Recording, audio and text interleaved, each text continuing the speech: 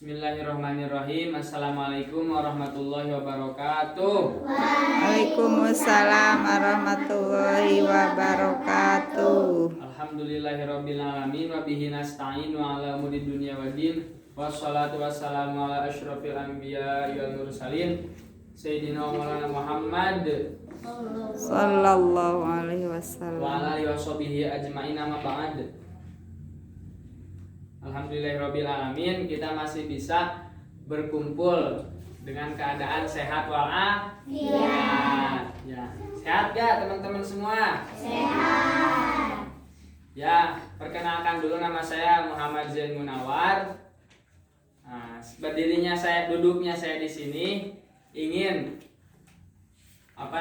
ingin menjalankan tugas daurah atau menyampaikan isi kitab ini Hukukul Arham, yang berarti hak-haknya mendidik masyarakat yang berakhlak mulia dan bermartabat, supaya akhlaknya itu bagus, sopan ya kepada orang yang lebih tua.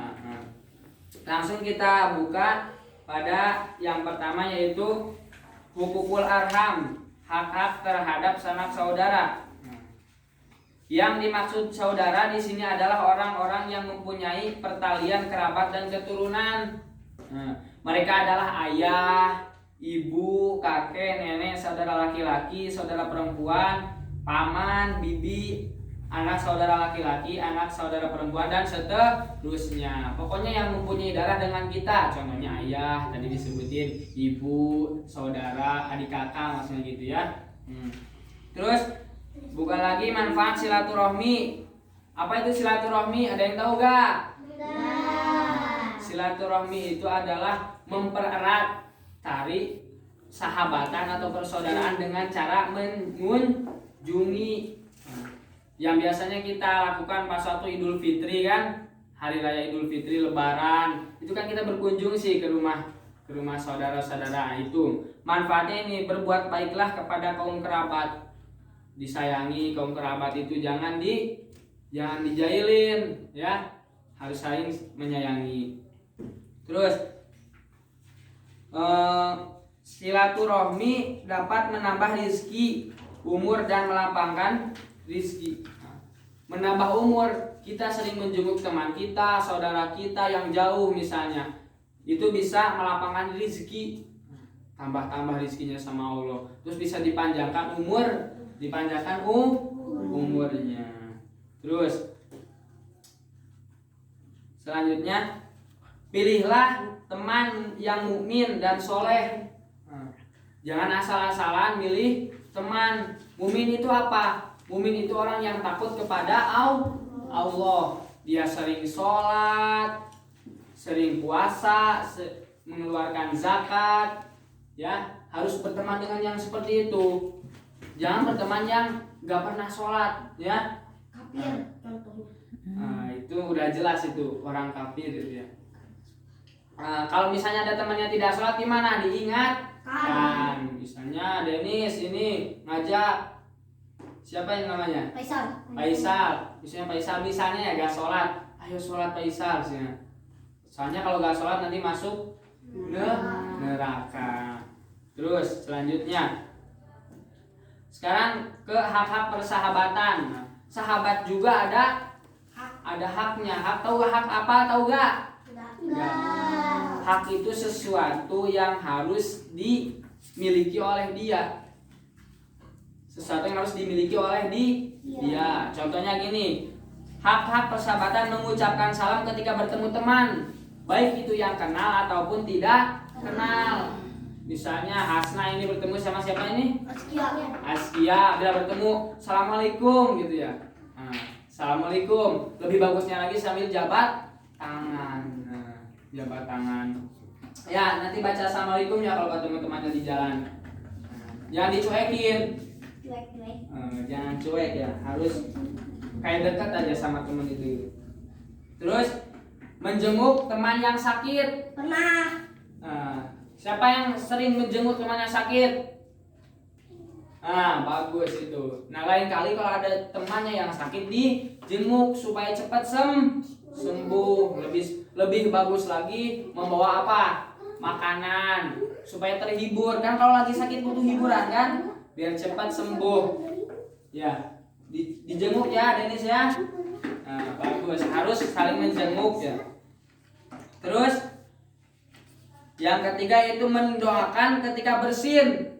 Contohnya gini Denis, contohnya SIM misalnya. Alhamdulillah. Alhamdulillah. Deni yang bersin ngucapin alhamdulillah, Yang dengar bersin. ngucapin yarhamu. Allah. Terus nanti yang bersinnya lagi nambah satu lagi, yahdikumullah. Nah, alhamdulillah. Terus nanti misalnya ini dengar yarhamu kaulah. Terus ini bilang lagi yahdikumullah. Allah. Apa? Yahdi. Kumullah. Nah, pintar. Jangan didiemin kalau yang bersin itu. Dijawab juga ya. Soalnya wajib ini. Harus harus membaca alhamdulillah. Hak persahabatan menziarahi di jalan Allah. Nah, barang siapa menjenguk orang sakit atau berziarah kepada saudaranya di jalan Allah, maka ia akan diseru, jadilah kamu orang yang baik dan baik juga perjalananmu karena engkau telah menempati kediamanmu di surga. Amin. Jadi kalau misalnya ya ada teman kalian itu yang meninggal misalnya, kalian itu ngikutin dari belakang, harus itu ya, harus ngikutin dari belakang sampai ke liang kuburnya. Nanti pulang lagi jangan ikut masuk ya, ikut dikubur nanti. Terus menolong ketika susah. Misalnya bagus. Misalnya ini lagi gak punya uang. Siapa namanya ini? Orang miskin deh, suka Hah? kasih. Anggit misalnya gak punya uang. Hasna punya uang. Kasih, tolongin. Apalagi minjem. Tolongin ya. Nah, itu membantu teman ketika susah. Terus memenuhi undangan. Misalnya kalau ulang tahun Denis, ya wajib harus datang misalnya yang diundang, misalnya Anggit diundang sama Denis harus ikut. Kan enak sih dapat uang sama kue. Uang sama kue, benar, sama makanan juga, itu poin intinya itu. Terus hakul kabir yang ketiga atau penutup kitab ini yaitu hakul kabir, hak terhadap orang yang lebih tua. Nah, jadi orang tua juga harus diperlakukan dengan baik, harus nurut.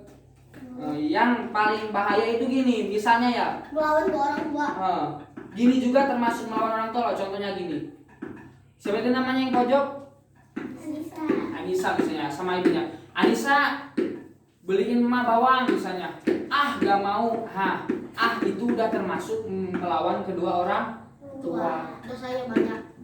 Kalau sampai menyakiti hati orang tua, hidupnya yakin gak akan Masuk surga. tenang. Masuk surga bisa, cuman gak akan tenang, sengsara hidupnya. Meskipun sekaya apapun dia, sesukses apapun dia, kalau orang tuanya terlantar, orang tuanya masih sakit-sakitan, gak dibantu, itu sengsara, hatinya tidak akan tenang. Kenapa? Karena surga ada di bawah telapak kaki Ibu. Gitu ya, harus menghormati orang tua. Terus selanjutnya, jangan menghina, melontarkan kata-kata keji, tidak sopan dan menghardik kepada orang tua yang lebih tua. Misalnya itu kata-kata kasar, naudzubillah, mudah-mudahan kita dijauhkan ya, amin ya rabbal alamin. Jangan mengejek orang tua, jangan menghina ya, naudzubillah. Nyebut aja gak boleh, apalagi sampai yang berlebih-lebihan gitu ya. Disayangin orang tua itu karena udah mengandung sampai nyawa taruhannya. Kita bisa seperti ini berkat orang tua gitu. Tadi meskipun katanya gak melahirkan bapak itu ya, cuman kan yang berjuang menafkahi, memberikan susu bisa sebesar seperti ini. Terus yang selanjutnya itu hak kepada guru. Penuhilah hak guru dan jangan melupakan jasanya. Karena kalau tanpa guru kita seperti orang bodoh. Makanya guru itu sangat mulia. Kalau ada di depan guru, ibaratkan aja kita kayak mayat. Kayak mayat. Kita disuruh apapun, kita dibalik apapun, kita dijadikan, mohon maaf ya, kayak budak gitu.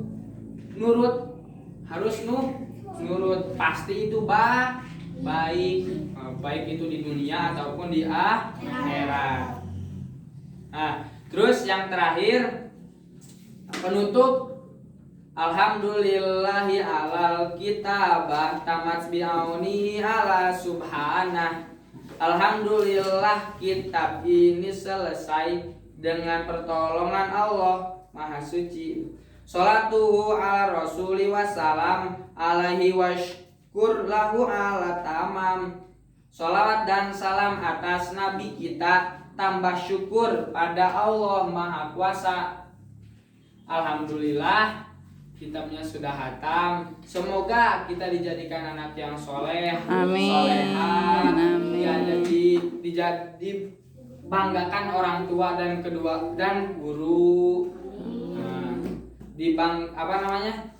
Menjadi anak yang soleh solehah di dunia dan di akhirat.